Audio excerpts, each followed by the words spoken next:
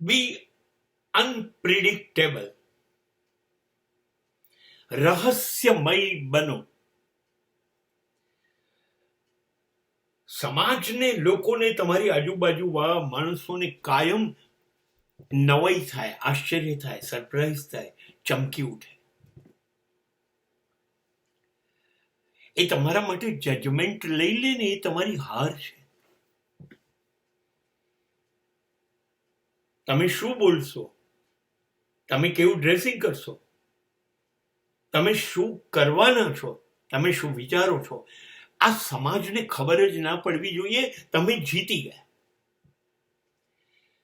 ખાલી તમને જ ખબર હોય તમે શું વિચારો છો, તમે શું બોલશો, તમે શું કરશો, માત્ર તમને ખબર હોય. સમાજ દરેક મિનિટે જૂઠો સાબિત થાય, ખોટો સાબિત થાય. એ આપણે શું વિચાર્યું અને શું કર્યું, અને તમે જીતી ગયા. કારણ કે તમે શું વિચારો છો, તમે શું કરવાના છો, એ જો સમાજને ખબર પડી જશે તો એ તમારા વિરુદ્ધમાં એને શું નક્કી કરવું એ બધું પહેલેથી નક્કી કરી કાઢશે કે તમને કેમ પછાડવા, તમને કેમ નિષ્ફળ કરવા, તમને સફળ કેમ ના થવા દેવા. હવે તો એ ત્યારે કરશે જ્યારે એને ખબર પડે કે તમે શું વિચાર્યું. એને ખબર જ નહીં પડે તમે શું કરવાના છો તો. સો બી અનપ્રિડિક્ટેબલ.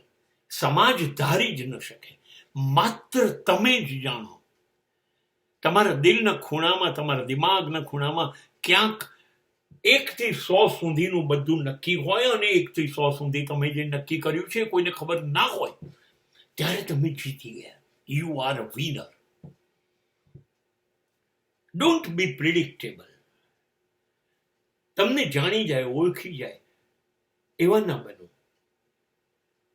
એને એ છેતરી જાય, એને આઘાત લાગી જાય. Oh my God, how it happens, how it became, what he is doing, yaar, it is shocking. Yes.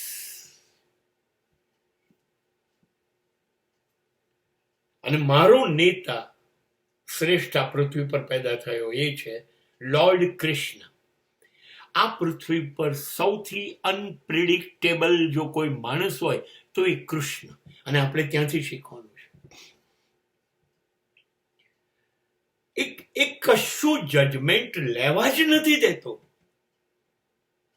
એ ગોકુળ, વૃંદાવન, મથુરાને એવા મનમાં રહે છે કૃષ્ણ મારો, અને મરે છે ત્યાં સુધી પાછો નથી આવતો.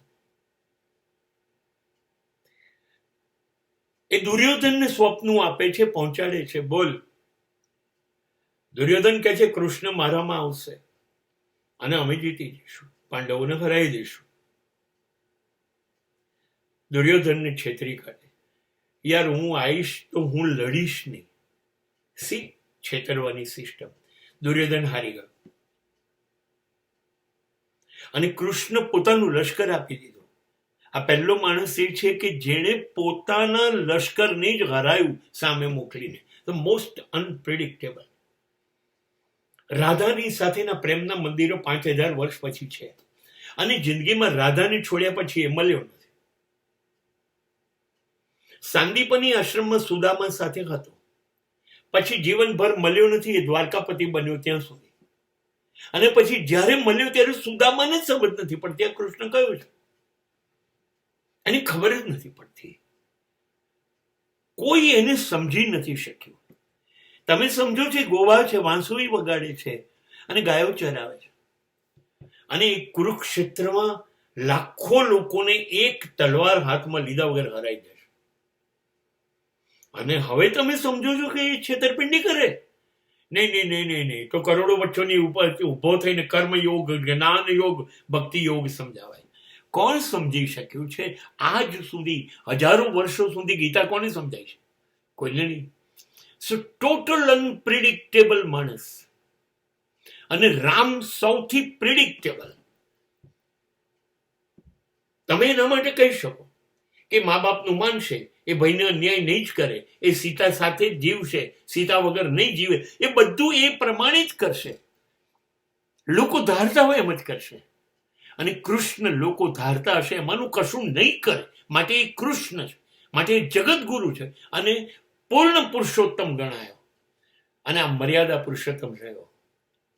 પ્રિડિક્ટેબલ ઇઝ અ મર્યાદા પુરુષોત્તમ ને અનપ્રિડિક્ટેબલ એટલે પૂર્ણ પુરુષોત્તમ.